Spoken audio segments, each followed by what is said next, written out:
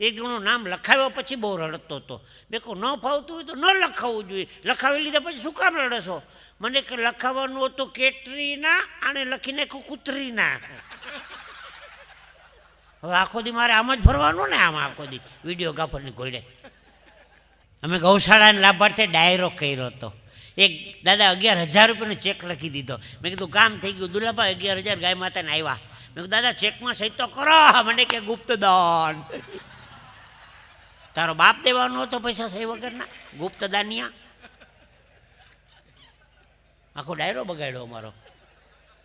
હમણાં એ સ્કૂલની અંદર એક ભાઈ પંખો ભેટ આપ્યો 3 પાંખડાનો.